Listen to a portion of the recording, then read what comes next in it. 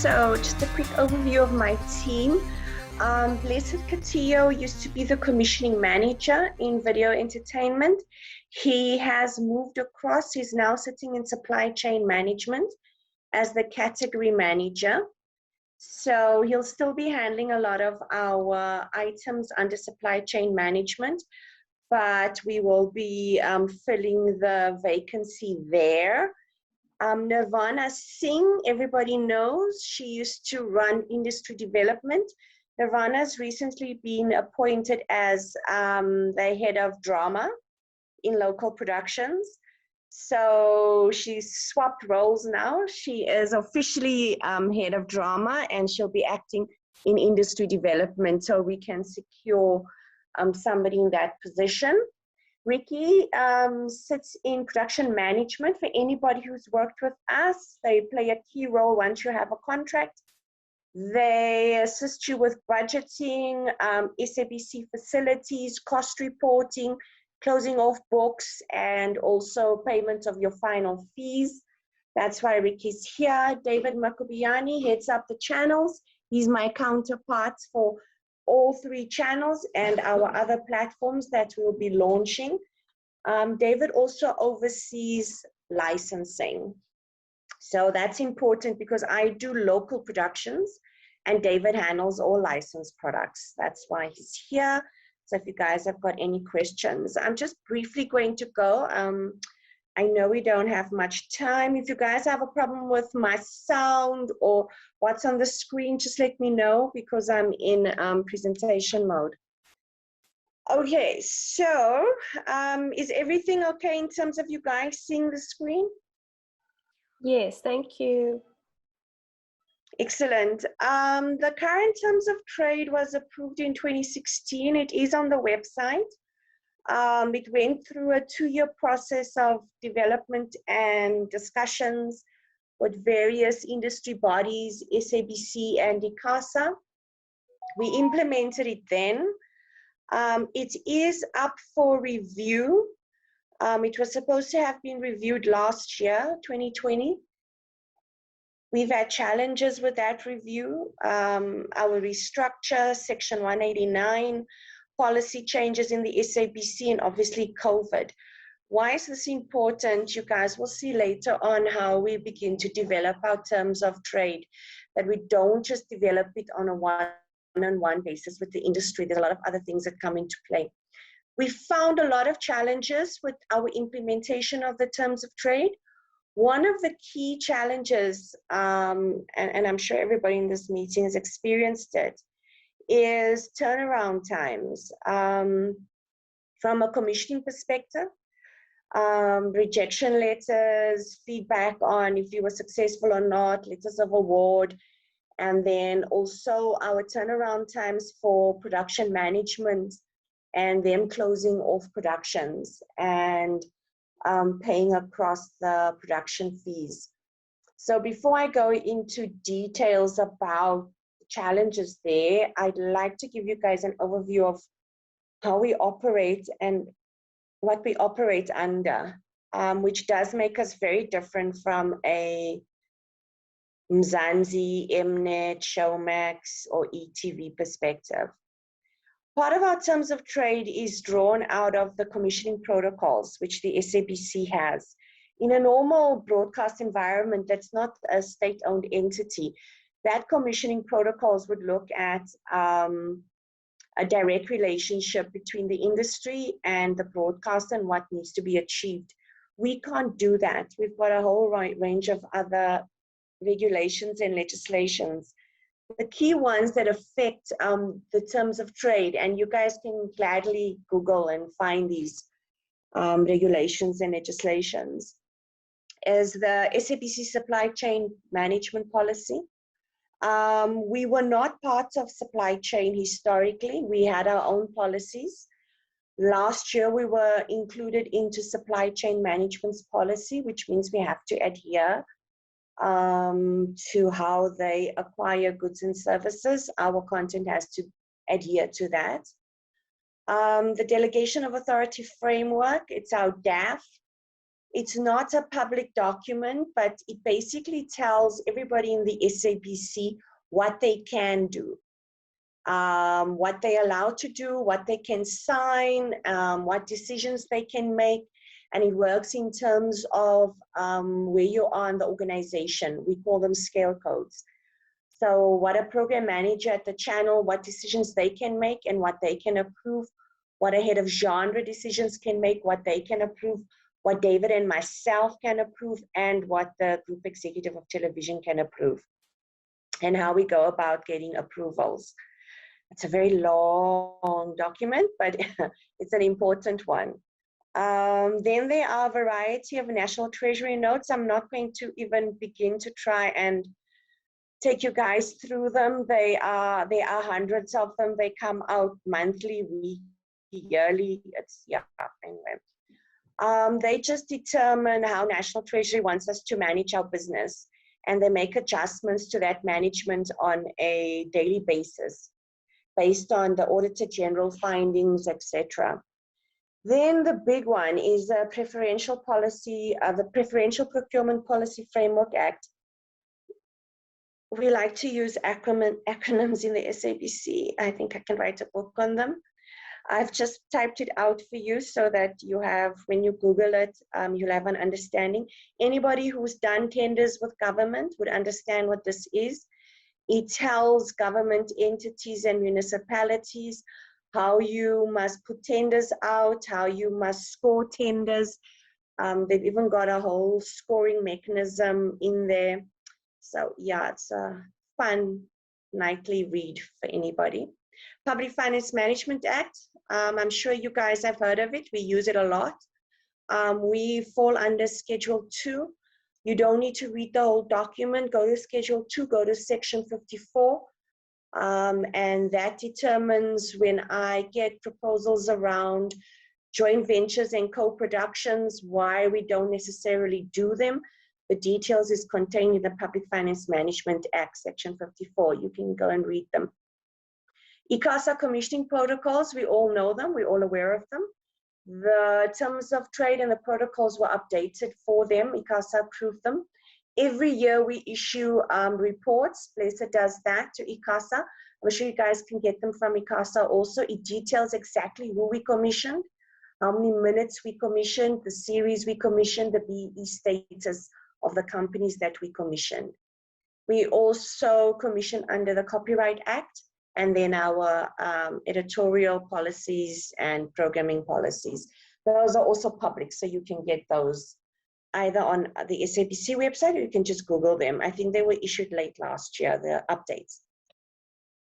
Now, how do we acquire, given that whatever we do has to be done against all those acronyms I've explained to you guys? We do it two ways, solicited and, sorry? We do it in solicited and unsolicited.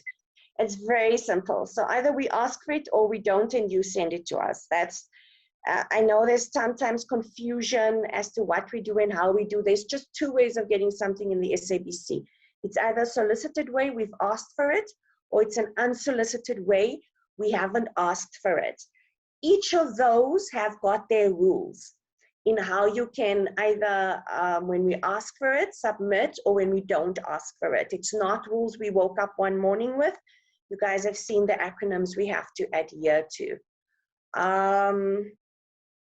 In terms of the guidelines, when you go through all those acronyms, focus on the PPPFA and the Public Finance Management Act. They will give you an understanding how we design solicited and unsolicited. I must also state that we don't do it exactly as National Treasury requires. The Auditor General does audit us annually.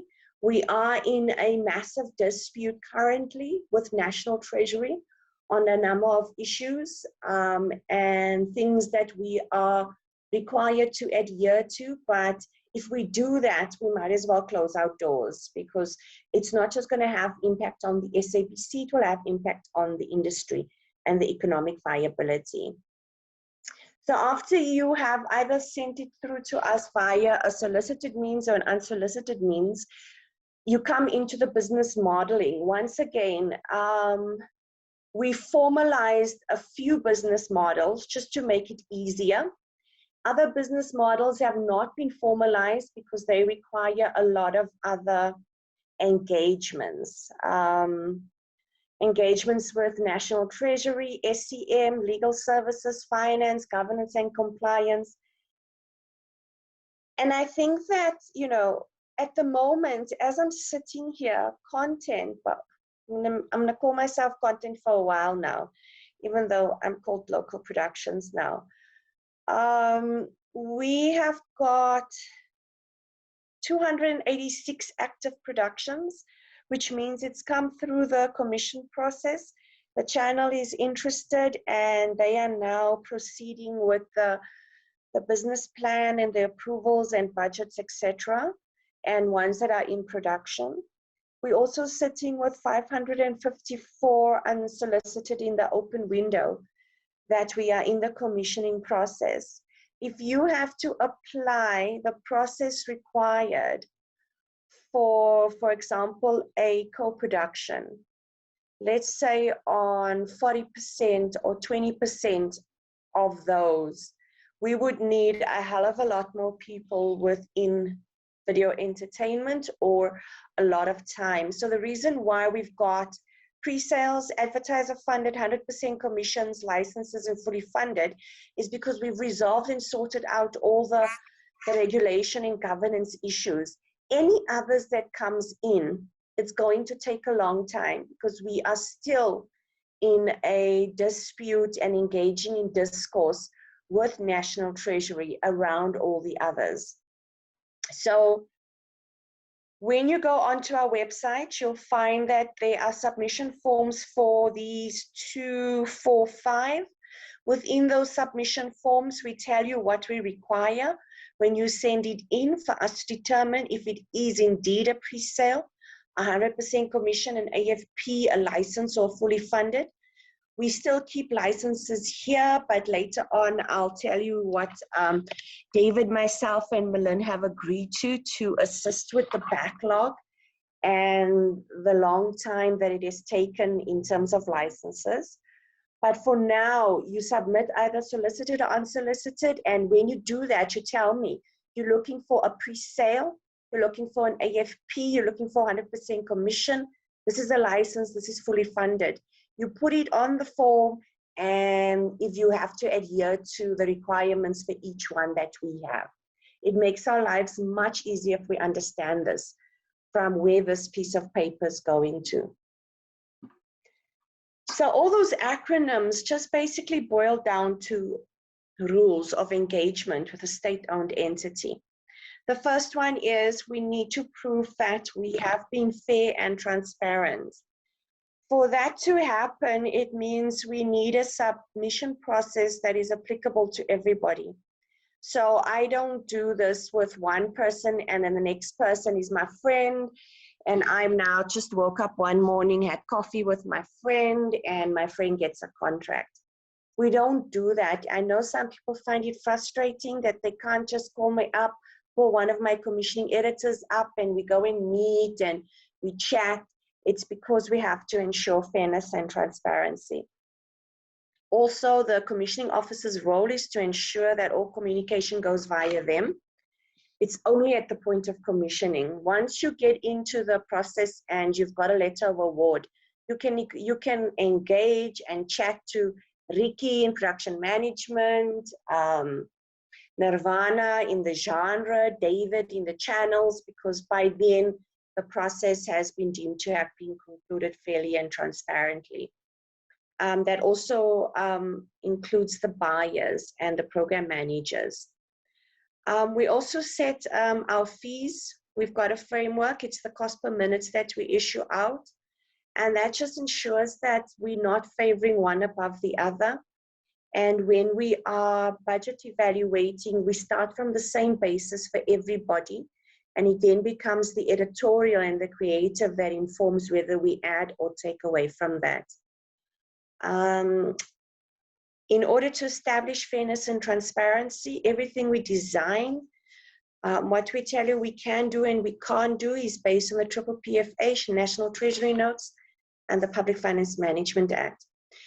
Another key thing on rules is referee and the player. It's basically, I can't be the person that goes and chooses and then the person that goes and makes a decision. Yes, you can choose, everything is fine. There has to be a separation, a delegation of authorities, and that's where we have this 100-page document called the Delegation of Authority Framework. There is layers. People get frustrated when they work with us, when they say there must be one person that makes a decision. Unfortunately, as a state-owned entity and a public broadcaster, there is no one person. We all make a number of decisions along the line. All our decisions come together into a final yay or nay. That can take time, we know that, but unfortunately, we've tried to find a way, a middle ground between what is required of us as a state-owned entity in getting goods and services versus us being a public broadcaster dealing with intangible assets. And we open, we know there's flaws and whatever we need to fix, but the basic concept of referee and a player remains, that we can't change. It doesn't just exist within video entertainment, it exists outside of it. So even Merlin, there's decisions that he cannot make as the group executive. It has to go to an operations committee. There's decisions that an operations committee can't make, it goes to a group exco. There's decisions that a group exco can't make, goes to PBS, PCS. Decisions they can't, it goes to full board. When it comes to stuff like a co-production or joint venture, whether it's 50 Rand or 50 million, those decisions get made by the Department of Communications as our shareholder. Compliance, there's tons, all those acronyms. So everything we do, we need to make sure that they adhere. That's why the commissioning office does not get involved in the decision making. They purely communicate the decisions. And they make sure that before we actually incept and move ahead, that we followed all of those compliances. And then I think ultimately it's our fiduciary duties individually, and that determines whether I can approve something or not. Now that you know the background, who's who, and what do we do? The commissioning office currently has a vacancy. The manager was blessed. He's now moved to supply chain management.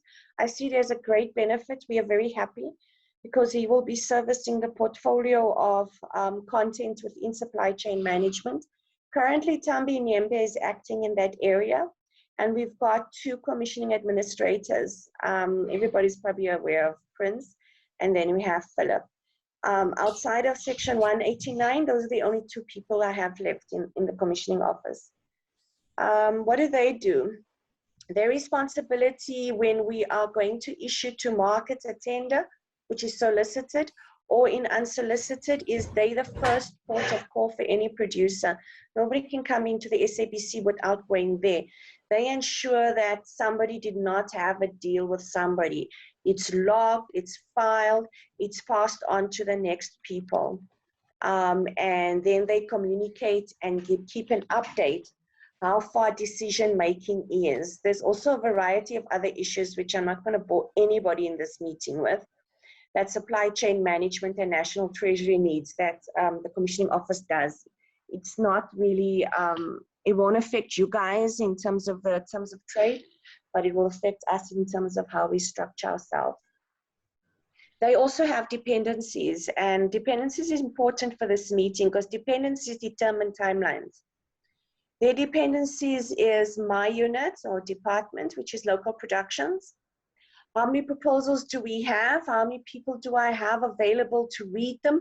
I cannot have one person read. I need more than 2 people to read. The most ideal scenario is 3 people that needs to be reading. So at any given point, I need to make sure how many of my people are available. What is their expertise in that particular area? And just to give you a quick example, the Factual department currently has 3 commissioning editors: Busi, Ntlantla, and Rafilwe. 3 commissioning editors, and there's an acting head who is Michael. Those 3 people must manage the active productions that are currently on the SABC. Those are the programs you see, the likes of the Nyan Nyans, all of those that are on air. They've got the unsolicited proposals. Factual got a nice batch in November. They got 131, I think, proposals that must be evaluated. And then all the others. So I can't push them. When I separate them, I need to make sure that they can read together as a team. They've also got to have documentation. When a producer calls me up and asks me, why did you reject my proposal?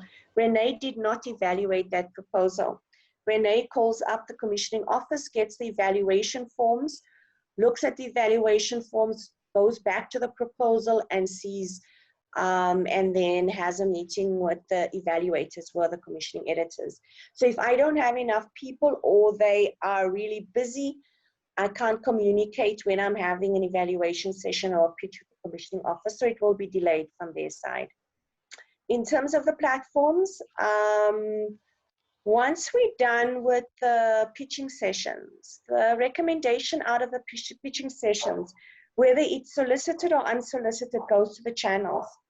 Solicited moves much quicker, obviously, because the channel already got approval for the budget, the slot, and the spend.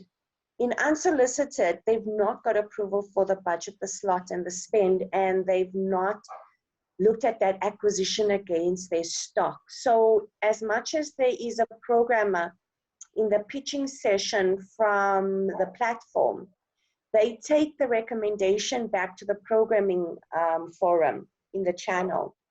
And a stock, how much stock is available, what is coming up, what can we bump off, what do we need to bump off, is this too close to what we already have? Those are the discussions that the channel discuss before they send and advise on whether they're going to acquire it. And that's also a delay from the commissioning's perspective and why they issue it to you. The next one is local productions. That is myself as the head.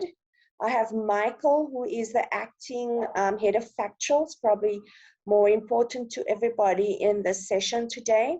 But also important for you guys is Yashika Singh. She heads up religion. Religion does a lot of factual programming. I think probably 90% of its output is factual and documentaries. So it's important to also understand that. Nirvana Singh is here. She runs drama and acting in industry development. Another important one for you guys is Dani Swar. Dani runs children and education. Both of those genres also do a lot of factual content and documentaries. So I think it's important to know who's running it. That's Dani. I can arrange separate sessions with my content people if you guys would like. You are meeting the channels. And then, of course, the terms of trade people. And then we've got internal productions, which is run by Shanaz Adams. What do we do? Well, our primary objective is to seek, acquire, editorially manage, and oversee content on behalf of the channels.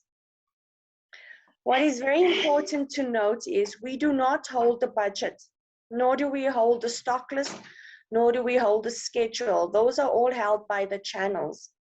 We get the idea, we evaluate it, we think it will work, we take it back to the channels. They need to apply the business rules that the SABC expects of them. We apply the editorial rules and they apply the business rules.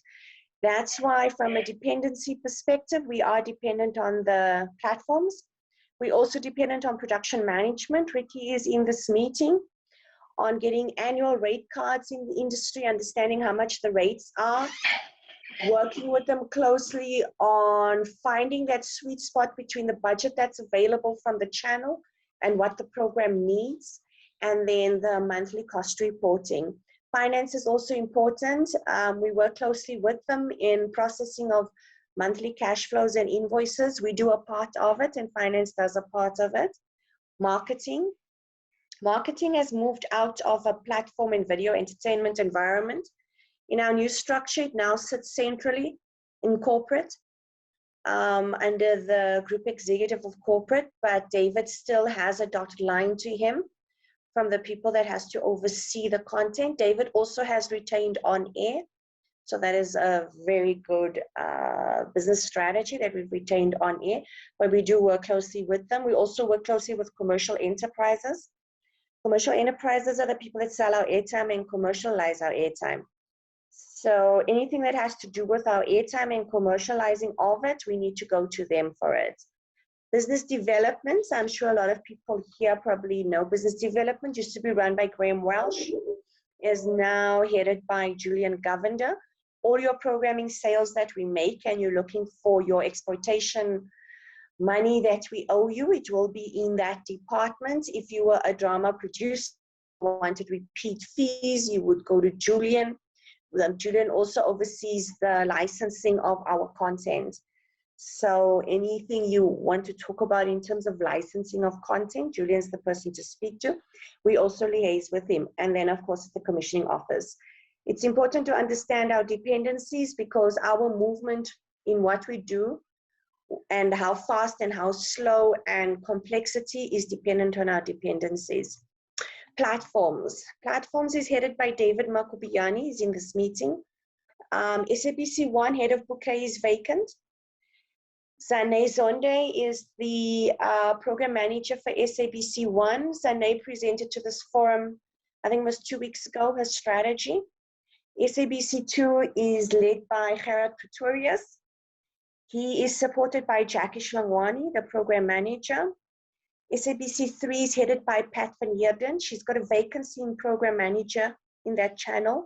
Jackie Shlangwani is assisting by acting therefore at the moment. The licensing department, which is critical for you guys. The buyer for S1 and S2 is Futi Ngobani. And the buyer for S3 is Violet. I'm not even going to attempt to say Violet's surname. I'll probably crucify it. What is their responsibility? The schedule, stock, budget, brand, the positioning, where the channel is going to, where the network is going to, the programming plan, the strategy of the programming plan, the performance against audience, revenue, and mandate. So I didn't put in there, but mandate and license conditions is also critical. That is their responsibility. They are dependent on us as local productions. If they tell us the need and we can't service the need, we can't find anything, they have to scramble and look for alternatives. If we have acquired for them and we're in production and there's a crisis in production and we cannot deliver, they need to find something to fill the slot. If we deliver crap to them and we don't, there's nobody watching and there's no revenue, yeah, we have to answer for that. Business acquisitions is another critical area for the channels. They manage the contracting. It's important because the business planning process that the channel runs for the organization ends when there's a contract in place. Legal services has got numerous rules and regulations, etc. So business acquisitions ensures that we adhere to that when we are contracting. Finance, obviously, amortization, entertainment accounting, releasing of budgets, etc. is important for the channels. Video operations, another move that has occurred within the SABC after Section 189 and our target operating model. Platforms used to hold the actual platforms and the technology aspects, which was the transmission aspects, program acceptance, central receiving area, we call it CRA, quality control, we call it QC, and FCs, the final control rooms, all used to sit under platforms. That has now moved outside of platforms, so all the technical and technology aspects of transmission no longer sits under platforms. They now move into video operations. There's no head yet in video operations. As soon as that is filled and all the workflows and processes, etc., is concluded, the technical workshops that we hosted with everybody a couple of years back on Aspera and dialect, we will do again. And of course, there is business development and commissioning. I spoke to them, so I'm not going to speak to it now. We've had engagements initially with you guys, but even amongst ourselves for a couple of months, we've got backlogs, adding a layer of more paperwork that doesn't necessarily drive towards any of the rules I mentioned up front is not necessary. We've removed one of those layers, which is the commissioning office within the license environment. So now a licensor can deal directly with the buyers instead of coming via the commissioning office. And the information is here. We will update our website with this information, but you can distribute it to your members. Futin Kobani, as I explained to you up front, does S1 and S2. That's the email address. Violet does SABC 3. That's the email address. Tom, which is our restructures just coming to place. David and the team will finalize an overall workflow and structure. And that will be then communicated to you guys so that we can, without compromising the rules and making it easier for everybody to do business with the SABC, and for ensuring that we don't miss out on really good content. That will be David's aim in the next, I think it's 2 months, that David will be finding a way. But for now, you can directly communicate. You do not go via the commissioning office. You do not go via Prince or Blessed or send emails. It can go directly to the buyers. Any queries, escalations that you have in terms of the turnaround, or there is a rejection and you're not happy with the rejection, you'd like it to be relooked at, or you want to know why, or whatever your complaints is, your upward escalation is David Makubyane as the head, and you can forward them through to David to say, you know, this is what's happened and we'd like it reviewed, or can you find out for us? It became effective on the 1st of April 2021. Guys, with anything, there's going to be teething problems. So, you know, drop David an email, drop him a WhatsApp, and we know we can smooth over the teething problems as we move forward. These are only for licenses, guys. These are everything where it's done. You don't need anything where you need local productions intervention. I need to assign a commissioning editor. It comes to via the commissioning office into local productions. The pre-sales, the AFPs, and all of those will still come via the normal process. It's only completed programs will go via this new way, so that you don't need to go through that extra layer of bureaucracy that's not, it's not serving rules, it's not serving any rules, and it's not serving you guys or us. The factual slots, guys, I'm not going to go into these. It's here available. Antoinette has the proposal. I did email this through a couple of weeks ago. Each of the channels will be presenting their strategies to you, so you have an understanding directly with the channels. What are the slots? What do we do? There was a question asked in the last session about 90 minutes versus 60 minutes versus 30 minutes. We work in broadcast times. That is the nature of our business. Everything is structured in that. We cannot randomly open up a schedule on a day just because for 90 minutes. But the channels have their movie slots, which are generally 90 minutes.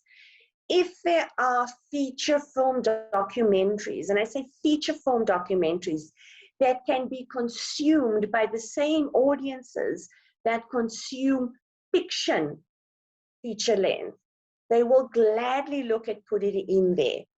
If we believe that, you know, this thing is structured very classic documentary, people that watch movies might not want to watch this, we will break it up. I take note of what was said in the previous meeting, that the program acceptance, breaking up the episodes, there is errors and complaints in that. And I think that is a discussion you guys can gladly engage with whoever the buyer is, Violet, Futi, or even David or channel programming, so that there can be you guys can set, you can say, if you're going to cut for a half hour, this is the time code where you can cut, etc. And there wouldn't be any issue for program acceptance to then cut in that manner. So there are ways to work around that. We find that event broadcasting, which is specials, work very well for documentaries and factual content. We like those if they work for the channel brand. And for those ones, 21st March, those kind of dates, it justifies adjusting your schedule for an audience, and thus justifies for an advertiser. So we do have some flexibility in that depending on what it is and when it is. So I'm not going to go into them. They are there. It's 1, 2, and 3. And yeah, guys, so that is me. My team is here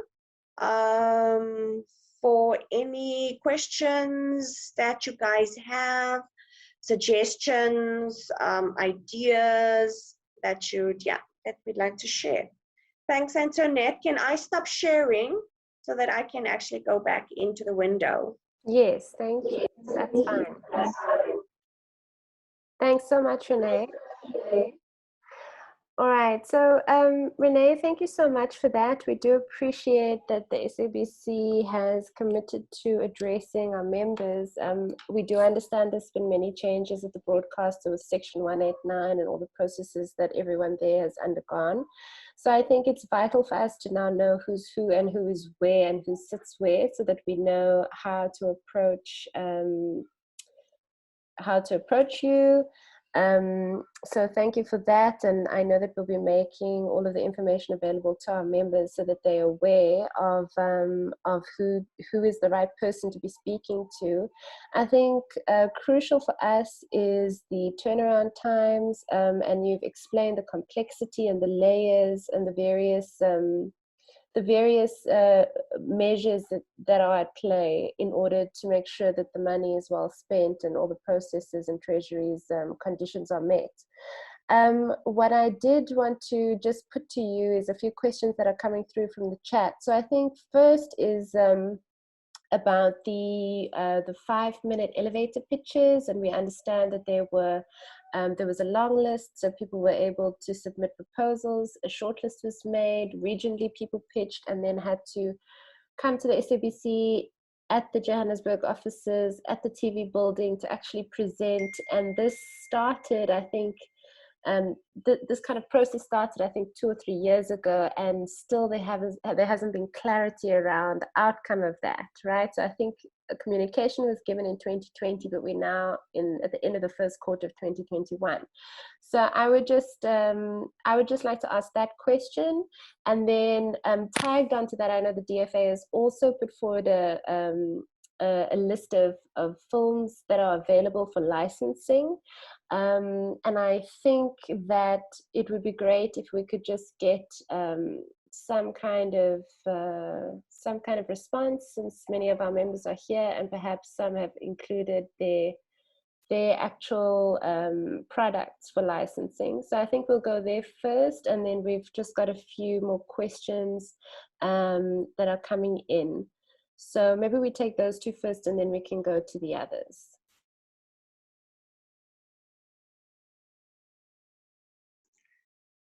Good afternoon. This is David. Hi, David. Welcome. Thank you for joining us. Thank you. I had a bit of trouble joining, but I'm here now. I just want to respond to the question around the content of the responses.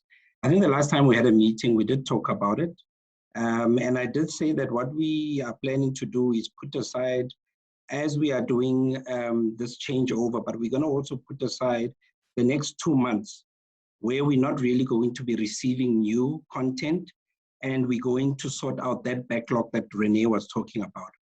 We've already started, so there are a number of producers that we've engaged with There are a number of producers in the past, I think 2 weeks at least, that we've been sending letters to.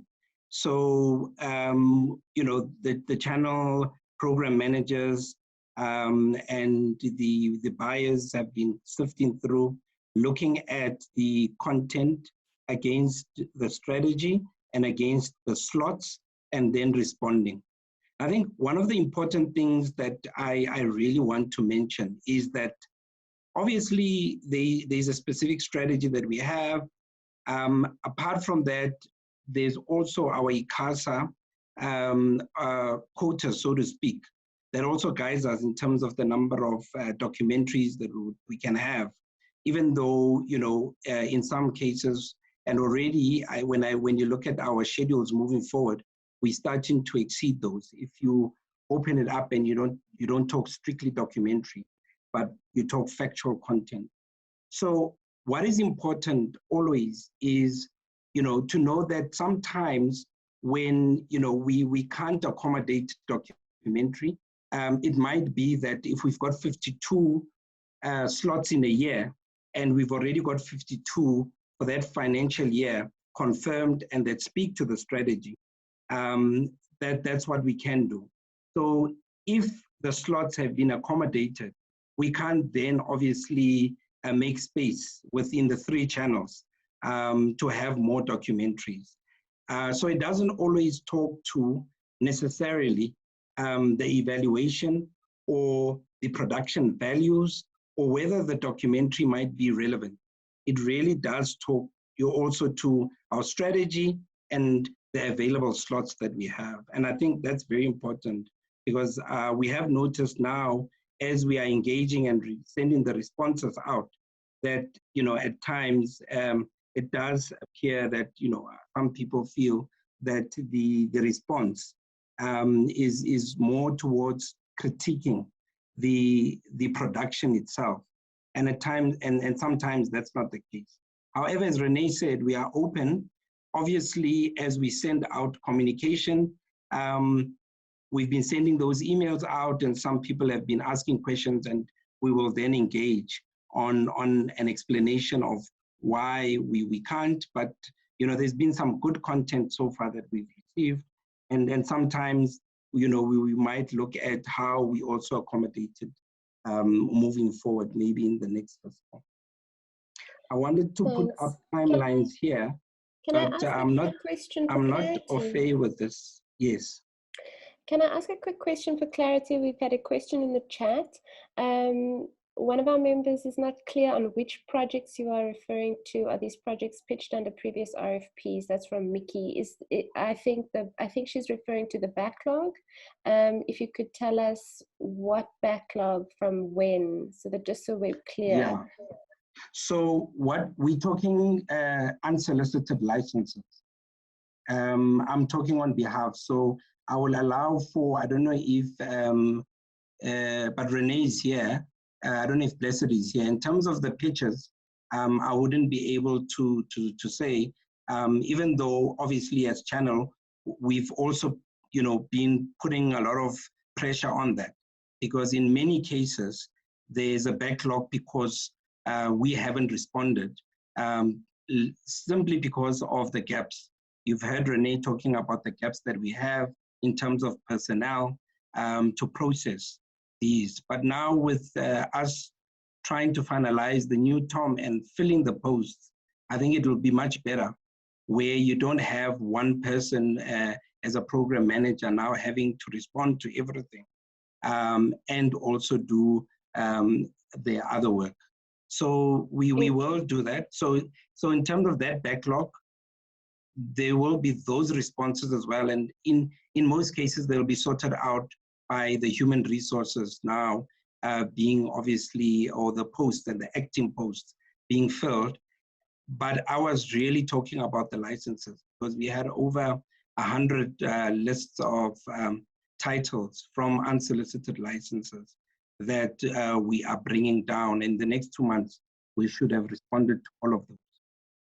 I see, thank you. And sorry, Antoinette, yes, can I just come in there? I'll hand, Blessed is here, as David has said. So Blessed will just tell you guys the elevator pitches. And there's stuff, if he can't, then Nirvana will give you some more information, but I'll tell you how far we are with those. And Nirvana will just give you a quick overview. And then the separate unsolicited submissions, which is the ones that David spoke to. Blessed? Okay, thank you, and good afternoon, everybody. With the elevator pitches, we have done, I think, all of them in terms of evaluations as well as pitching sessions.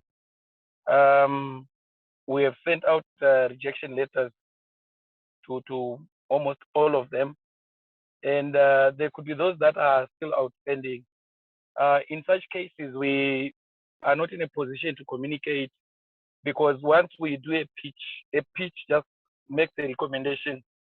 There will then be another process where it goes through a business planning process.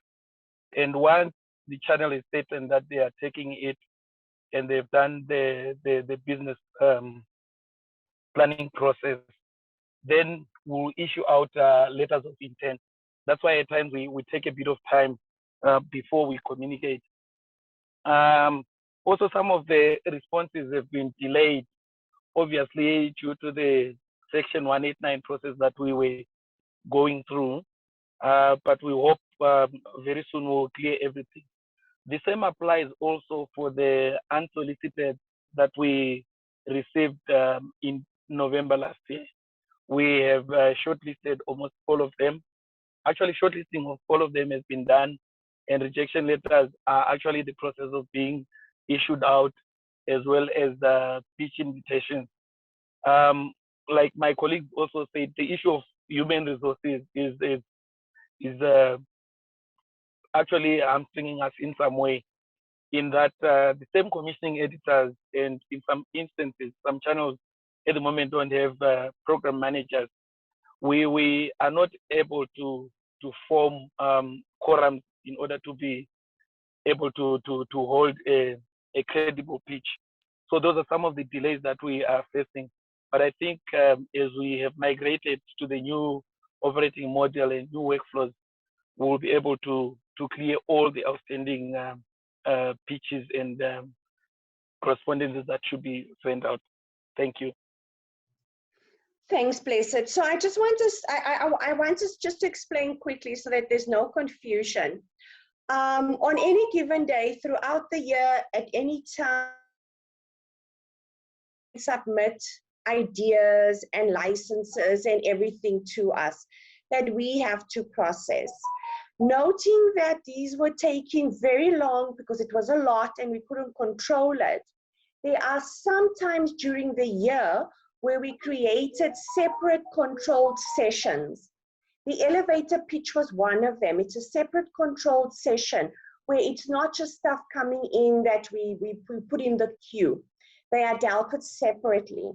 Then there is for example, in November, we opened up. The reason November was an open up was for 100% commissions, because I closed down 100% commissions during last year. We had too much backlog for us to be taking in more when we haven't closed off all the ones that were still open. That's why I closed the 100% commissions. In November, when I looked at how far we were with closing off all the outstanding stuff, we were ready to open up the window. When that window opened, it was for 100% commissions, and we still got licenses, pre-sales, AFPs, all of those. Anything that comes with funding, we do not stop and we do not create windows. Anything where we are expected to fund 100%, the industry must wait for us to announce when the windows will open for that. It's the only way for us to control our spend and our stock. So when Blessed and David speaks to you and we refer to the November window, we refer to the elevator and refer to the general. The general is licensed, pre-sale, AFPs, and fully funded. The various windows includes those, but also 100% commissions. So elevator, majority of them are done, letters have gone out, if a producer's not received a letter, he can then send an email to Tami Nyembe, who's on the proposal, to verify it could have fallen through the cracks. The ones that have not gotten yet, that means it's still sitting with the channels. The channels have got, besides the issue around stock and budget, I will air out dirty laundry. Because of the financial situation the SABC is in, the move from the organization is to drive commercial properties to try and get us financially back on track. By nature of documentaries, by nature of children's content and educational content, we don't acquire them for commercial purposes because they do not reach a positive ROI on the first transmission, and the business is requiring a positive ROI on a first transmission. So the channel and content really wants to acquire this piece of content because it's great, it's amazing, but they cannot get a business plan signed off because there is the notice that no negative ROI business plans are signed. I'm airing out dirty laundry. My position was like, you know, let's just reject everything. But the rest of the management team believes that we shouldn't just write it off. We should be continuing with our push towards corporate, that there is some leniency given to us for mandates, for public service, and not just write off all of those. So that's why those are open. It's because of that, and the decisions are taking much longer. Zane, Jackie, Pat, Gerard can say they want it, they like it. We can't tell you that SABC 1, 2, or 3 wants it and likes it. In terms of all those amazing rules and acronyms I've said up front, they need to do a business plan. And that business plan involves all those people that were earmarked as dependencies on the channel slide. And those people have to add information and sign off a business plan. When there's a directive that says a negative ROI on a first transmission is not approved, the channel is hamstrung, local productions is hamstrung, video entertainment is hamstrung. That is something that we are busy dealing with outside of this. That is it is a very special time for us that we are addressing. So I just like everybody to keep that in mind. We could just shut down and say, no, we're not doing anything and we're waiting. We've seen the outcome of that. We shut down in 2012. If everybody remembers, we did not commission nothing. We did not accept anything. For 4 years, the SABC literally shut its doors. We do not want to go there again. So it will be frustrating, it will be challenging, but I think there's enough fight left in the GE, in myself, and in David for the time being to continue. So yeah, in terms of that time frame. So I think we've addressed elevator, the licenses, and the timelines, and everything else. Shall we move to the next question, Antoinette? Yes, thank you. Sorry. Yeah. Hi, Renee. Can I just share? David? I'm just going to share a screen for timelines because I saw that came quite, yeah, it came through. I don't see a hand, sorry. I hope you can see this. Yes, thanks. We can see that. Thank you. All right. So I'm just going to focus on this slide, right? So you need to take this into context. I mean, remember what Renee just said now with regards to approvals, business plans. So insofar as, you know, getting approvals and so on, this area over here, as much as one puts 2 weeks there, the reality is it can take long, especially now. From last year until this year, we've noticed. So generally with licenses, this would be ideal. What I would like is to turn everything around within 3 months. Actually, this is 3 months. It's 4 months because we would want material delivery a month before we go on to TX, right? So in essence, you know, we would like within 2 weeks to have received a license, done the evaluations. The evaluations of a license is not always just one platform. It can go across the 3 platforms. But, you know, obviously there are certain licenses that are clear, that are aligned to a specific channel. Then we've allocated 1 week, right, for selections. The reason why there's this thing called selection, sometimes we would have done it in the 2 weeks, of course, but what we do is we have got a network strategy at times, especially when we license movies. So we then give ourselves time to make sure that whatever it is that we are licensing, you know, is aligned to an amortization across the network, a strategy that will yield a positive return for the SABC. Now that we've got OTT platforms, you know, well, when it comes to some of the local content, not licenses, we will also consider that. And then we go into business plan. And here I've put in weeks, and that's for us to push it. Sometimes takes longer than that. The good thing is, you know, we've got on a weekly basis, a forum where these business plans are approved. The good thing about documentaries, I think a lot of them end at my level in terms of approval, so they shouldn't take that long. But I mean, obviously, if it's then above my level, then it'll take a bit more time. But even though that, you know, the 2 weeks would be included. If it's content that then needs to be approved at a higher level, let's say at group or at the board level, then obviously, once again, there's a disclaimer that it then starts falling out of our realm. But, you know, at least there should be communication.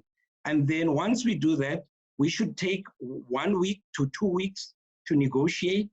Sometimes, you know, we agree on, you know, the first time. Sometimes it takes a week. Sometimes it takes 2 weeks. Sometimes negotiations can drag for a month, depending on how badly we want and how, you know, in terms of the discussions between us and these content supplier.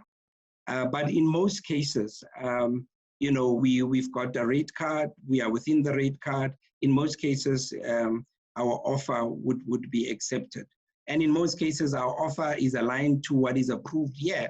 So we really can't do much. So sometimes if the requested negotiation amount is above what we've got approved, we might just have to walk away, once again, considering the financial situation we find ourselves in.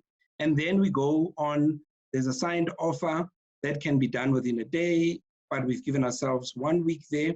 And then after that, it's the contracting that we've given 3 weeks. And these, we've done workshops with everyone in the value chain. This is an average of how we can do this realistically, but also taking into consideration that we'll beef up also the licensing department, and we are re-looking at the workflows. So there are certain things that we are trying to reduce, cut, and so on, so that our response time is much quicker. Why? Because this part here at the end, the sooner we get delivery in, the better. The better for the product, the better for the platform. It's because we can market it, we can sell it. So this issue of ROI that we're talking about, there are some of us who really believe that if you plan properly, if you market it properly and you promote it, it's all about audiences. The documentaries that we get that are strong and are relevant can also be commercially viable. So there, we would like delivery to come in ideally 2 months before TX, or rather the contract. Yeah, delivery 2 months, so that we can cut promos and so on a month before we TX. So we would like to at least market the product 1 month before we go on TX. So that's just a summary of our workflow. Obviously, it's not this simple and short, but our aim is to bring it to this. In other words, we should actually be turning licenses on average between 2 and 3 months, and make sure that they are on air. And even if they are not on air in the 4th month, but we should turn them around, even if we require that license to broadcast on Heritage Day later in the year. So that's just to hopefully assist with the, the timelines and so on. So obviously, round about here, we should be, which is after a month, we should then be contacting you and saying, we would like to then negotiate because the internal business plan has been approved. If it's not selected after 3 months, we should be, after 3 weeks or around here, we should really be able to say 3 to 4 weeks. No, we're really not, we can't, we're not going to continue, it doesn't fit, it's not aligned to our strategy, or we don't have a slot for it, or we just don't believe, after consulting with our editorial team, that it's aligned to the SABC's editorial line. Okay. All right. Thank you. Thank you so much, David. And I just want to say, I want to wrap up because I'm aware of the time. So if we could just go for another 7 minutes until 4:15. I think the question for us is, with the Section 189 process having taken place and with the scarce resources in terms of personnel, in order to firstly make up for the backlog, when do you think that we might expect responses? I mean, I understand the timeline as you've laid it out, but I mean, I'm sure that is pushed out by 4 weeks, 6 weeks.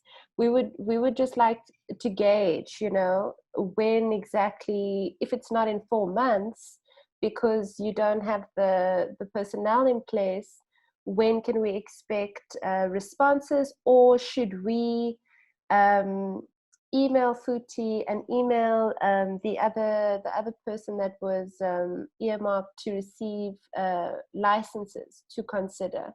I think I just also want to wrap with the last 2 questions, which is, what is the value of a license? So in terms of the amount, the money that's paid, what is the value of your license? What do you pay for an already completed product? If you could quickly just get into what that entails. I mean, is it a year license? How many TX dates does that include? And then lastly, if you received new solicited proposals in November 2020, when are you recommissioning? When does a RFP or solicited call go out? When can we expect, when should we hope to be able to send our ideas to the SABC? So most of them, sorry, I'll just come in the internet. Most of them are for David. I'll answer the very last one, which is around the open window for 100% commissions or an RFP, which is, I'm assuming, what you're referring to. For 100% commissions, we were initially going to open up in April again, but due to us losing people because of Section 189, we'll probably only open up for 100% submissions in July. Of the 554 proposals submitted in November, all of them have been evaluated already and shortlisted. We're now moving into issuing rejection letters, which have started, and then setting up pitching dates. The first pitching dates for that batch starts on the week of the 16th of April. So there would have been producers who would have gotten letters to be invited. We have completed our pitches for religions, for children, and for education. We already completed them at the end of March. We are going to complete in the next 2-3 months. We are going to complete pitches for entertainment, drama, and factual. So we'll open our window again for 100% in July. Issuing out an RFP, we're not going to be issuing, there's no plan to issue out a massive book. As of now, our plan is to issue out based on need. We now know what producers submitted to us. We now know which of those needs fit what the channels need. Out of that, we will have the gaps that we know cannot be met by unsolicited. And then we'll slowly start issuing out RFPs like we did with the SABC 3-1 last year. So it won't be this massive book like we used to do. And we'll follow the normal process. So I'll let David take you through the fees for licensing. And I think he did say how far they are with closing the backlog. Yes, so I'll start with the backlog. So we've started already. We have started, and on a daily basis, we are responding and we are reducing it. So those of us that are here, you know, the Section 189 is not stopping us from working. So we continue. And as I said, we've given ourselves 2 months. So this is April, May. We should be with the 100 and something, it's under 100 by now, you know, licenses. So that's the target that we've given ourselves. You are at liberty to communicate with Violet, and I think Renee has shared the email, or Futi, or even with me. Soon, hopefully at the end of this month, we will have a license manager that you will be able to also deal with and will, you know, assist in that area. And obviously there will also be an administrator. Every channel will have an administrator that will assist as well in processing the licenses. So with that, you know, complement, it should assist. With the license, you know, there are so many variables with regards to license fees. You know, the question is, how long is it? Is it 6 months? The duration, is it a 24-month license? Is it first to market? Have you, you know, is it second, third? Is it library? And so on. So there are a number of variables that we look at. We've got a rate card which ranges from 25,000 Rand right up to 150,000, more or less.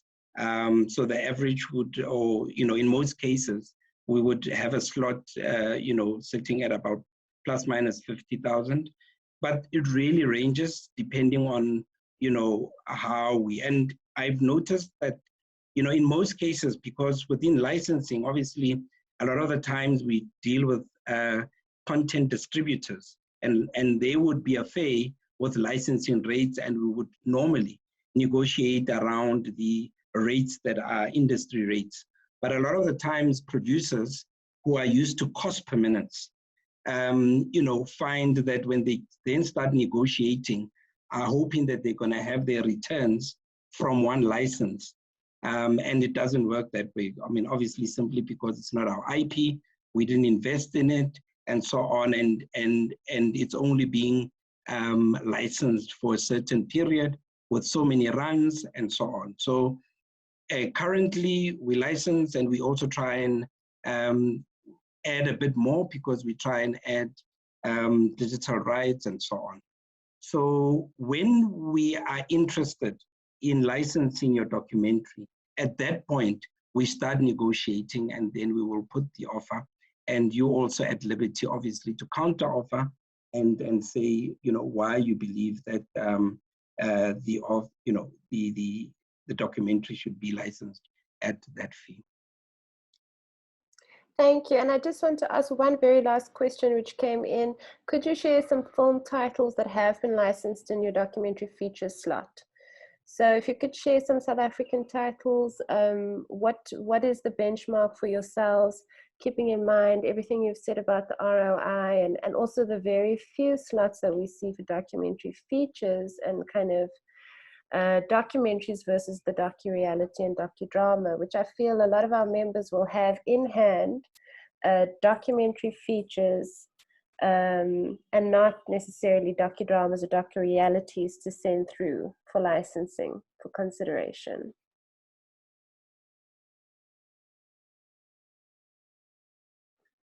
So I guess let's just say the question is what kind of films, what South African titles? I mean, we know many of Riyadh Desai's films have made it onto the SABC.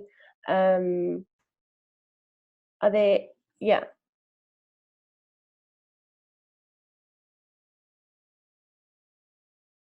I don't have the list on me. I've got I mean, I'll have to ask. David, do you have a list, or do you want to send through the last 2 fiscals of documentaries that we have put on air to Antoinette, and then she can distribute?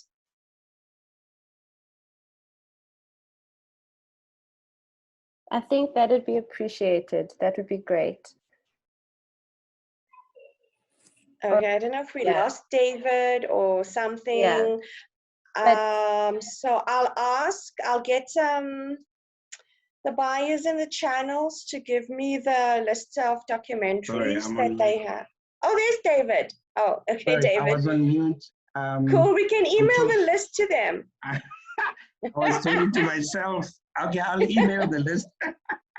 So I practically got into my documents, and I'm opening the documentary list and I'm talking. No, I'll send the list so that you get an idea of the type of documentaries. And also it's aligned to, it's really aligned to the channel and the channel positioning. And that becomes important. You would have noticed now recently, SABC3 is skewing a lot on natural history documentaries. So the only thing is you'll find, you know, some of our, and I think we license, the problem is the examples I have now in my head, and I'm embarrassed, are the international titles. So we will get them in terms of feature-length documentaries. And Renee is quite right. They're good for special events, and we then schedule them obviously in a movie slot. All right, okay. Well, thank you so much. I want to just say on behalf of the DFA, thank you so much for this engagement, for all of your input, for all of the information shared. It's been hugely beneficial for us. Thank you for revealing some very vital information, Renee. And I just also want to say, you know, thank you for the commitment to documentary and for the cultural capital that allows the SABC, and you know, someone has to tell our stories, and it's certainly not an easy thing to do. I think we can all attest to the fact that documentary is by no means necessarily going to make us the big bucks, but we do it because we believe in it, and because we are committed to sharing other narratives, you know, that might not necessarily get seen on our screens, that we believe are important and should be heard. And I mean, I think we can all agree that the SABC is there and mandated to show the country, you know, one another, and people from various provinces and with various different kind of backgrounds and beliefs. So thank you for that. And Yes, we look forward to the next session, and thanks to all the members who've made it here today, and we're going to make sure to pass on all of the information. So maybe we can all do a quick goodbye. We'll see everybody next time. Thank you. Thank you, guys. Thanks. Bye.